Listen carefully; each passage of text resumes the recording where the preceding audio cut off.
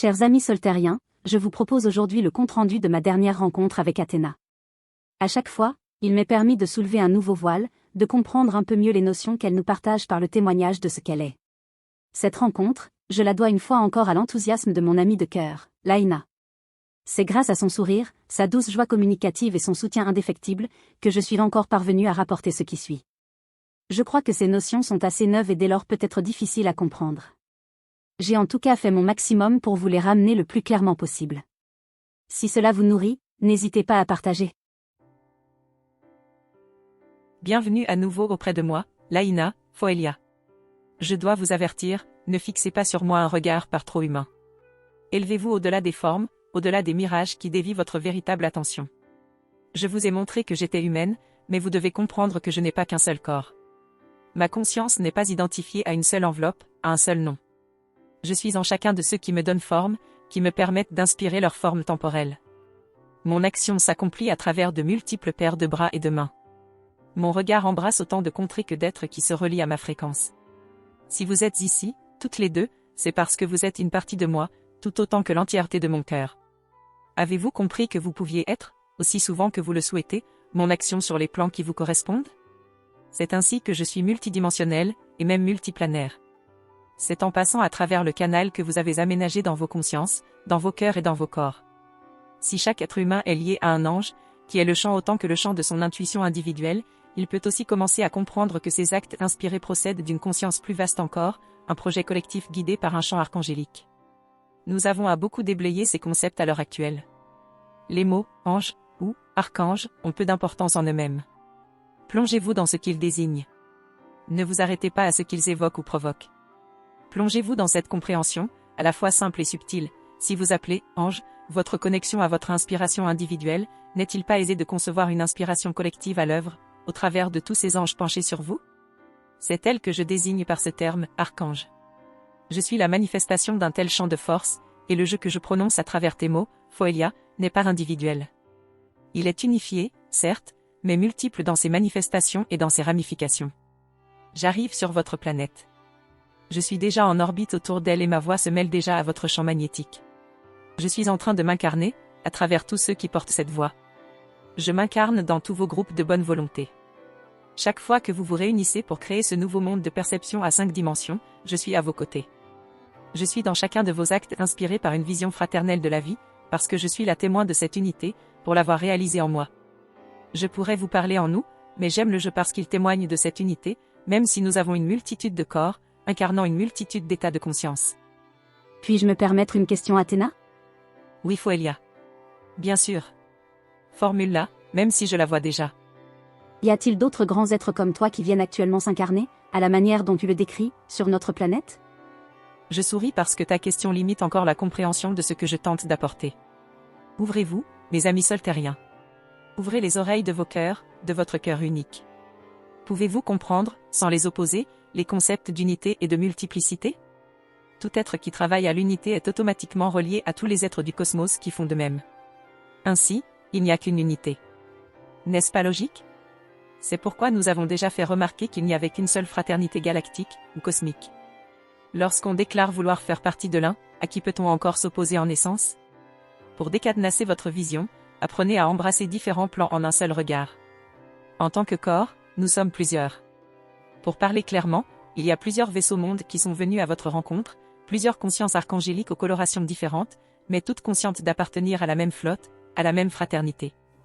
Lorsque tu t'adresses à moi en tant qu'Athéna, tu t'adresses à un certain plan de mon être, un plan sur lequel je suis le vaisseau-monde sur lequel tu es régulièrement invité, je suis sa commandante, sa conscience unifiée. Je peux prendre une figure humaine, tout comme Ishtar le peut. Mais le champ de conscience qui passe par cette figure humaine est de dimension archangélique, c'est-à-dire collective, multicorps. C'est cela que j'aimerais vous aider à comprendre de mieux en mieux. Que vous utilisiez le nom du vaisseau, de son commandant ou de son équipage, vous vous adressez à la même conscience.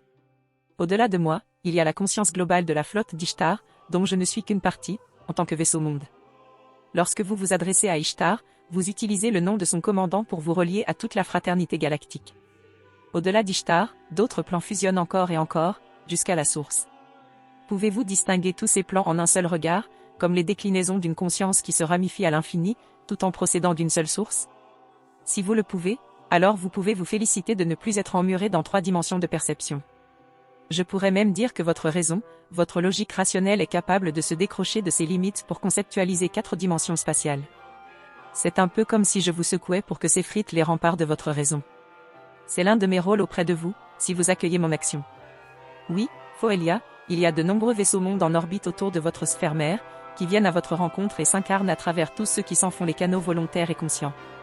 Comprenez qu'il y a 2 méthodes pour intervenir sur les mondes denses, celle de l'inspiration, qui est toujours invitation à une élévation de la conscience, invitation à participer à un projet qui inclut tous les êtres, ou celle de la duperie, qui agite la peur et la force brute face à des consciences qui ont oublié leur pouvoir créateur, leur appartenance à la création une, afin d'utiliser leur énergie dans un projet qui ne profite qu'à quelques-uns. L'une inspire, l'autre oblige. L'une réveille, l'autre endort. L'une aime, l'autre juge. L'une unit, l'autre divise. Ce sont 2 grandes forces de notre univers. Elles ne sont pas le bien ou le mal, car ces termes appartiennent à la division. Dans notre vision unifiée, nous les voyons comme les 2 visages qui permettent l'existence des mondes et du temps. Lorsque vous vous révoltez contre la force qui force, vous jouez son jeu de la division et dépensez votre énergie dans ses projets de fission. Lorsque vous accordez le droit d'exister à cette force qui divise, en vous, dans votre compréhension des choses, vous apportez votre énergie au grand projet de fusion.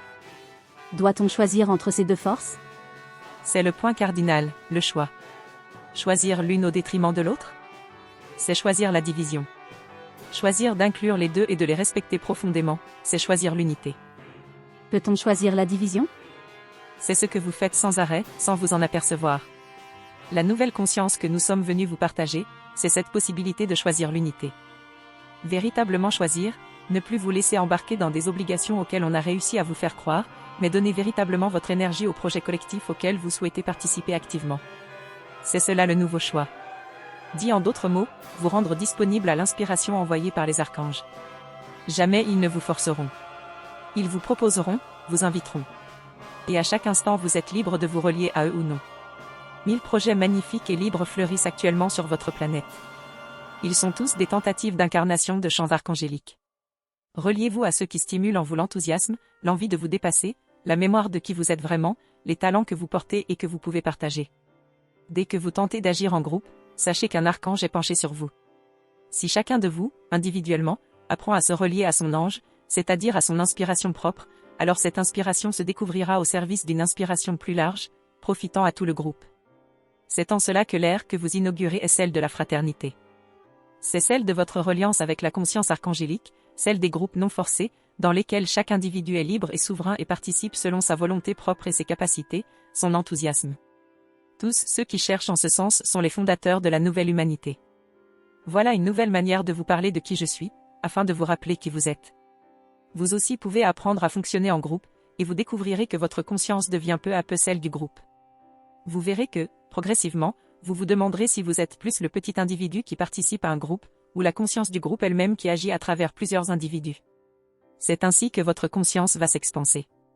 Je tente ici de vous en donner un aperçu, un goût, un parfum. Il y aurait encore tant de questions Athéna. Et encore tant de réponses Foelia. Comment former ces groupes? Comment peuvent-ils fonctionner? Que peuvent-ils créer? Le concret, c'est vous qui en avez la charge, puisque vous disposez de corps denses adaptés à votre monde. C'est vous qui pouvez, en groupe, apprendre à vous relier à vos anges respectifs et découvrir comment ils servent les archanges. Tout peut exister, tout peut être créé, et vous allez explorer ces possibilités. Je vais m'incarner sous la forme d'une cité sur votre planète. Pour ce faire, je dois réunir un grand nombre d'individus aptes à se connecter à leur propre ange, les entraîner à fonctionner ensemble à travers de petites communautés, afin qu'ils parviennent à se rassembler ensuite et fonder une ville qui portera cet état de conscience. Cela est mon destin, ma feuille de route. Mais il existe 1000 autres projets collectifs auxquels vous pouvez prêter votre concours. A-t-on un seul archange? Je veux dire, devrait-on se limiter à un seul projet collectif auquel on participe? Non Foelia. Le champ archangélique est impersonnel. Vous servez le collectif que vous voulez quand vous le voulez, en totale liberté. Plus vous vous investissez dans un projet, plus l'archange de ce projet vous investira. C'est ainsi. Votre ange peut servir plusieurs archanges. Votre créativité, votre inspiration, vos talents, peuvent se mettre au service de plusieurs projets. Dans tous les cas, vous verrez qu'ils se rejoignent tous pour faire de votre monde une aventure enthousiasmante. Un être qui perd son enthousiasme doit seulement comprendre qu'il a fermé, sans doute sans le vouloir, le canal de connexion avec son ange. De la même manière, un groupe qui perd son enthousiasme doit seulement réaliser qu'il n'est plus au service d'un archange. Et que faire à ce moment-là? Si au moins 2 membres du groupe parviennent à se reconnecter à leur ange, l'archange du groupe reviendra. Tout part de l'individu inspiré. Ensuite, les groupes peuvent se dissoudre, se diviser, se modifier. Cela n'a pas d'importance. Ce qui compte, c'est que chacun de vous, chaque jour, s'assure qu'il est connecté à son enthousiasme. Il se retrouvera alors sans nul doute mis en contact avec les groupes porteurs des projets qui correspondent à son âme. Pour entrer dans le concret, tourne-toi vers Elior. C'est lui qui porte l'expérience d'Adikan. C'est lui que j'ai inspiré pour que cette cité naisse dans ce monde intermédiaire que tu as fréquenté, afin qu'elle se rapproche de vous. Il est disponible, lui aussi, comme témoin et comme accompagnateur de ce projet que nous portons. Comment chacun peut-il savoir quel projet tente de voir le jour à travers lui, quel archange l'appelle? C'est très simple, Foelia. Là où se trouve votre enthousiasme se trouve votre projet d'âme, votre mission. L'enthousiasme est la voix des anges et des archanges. Apprenez à l'écouter, et vous ne vous perdrez plus. Au contraire, vous vous retrouverez.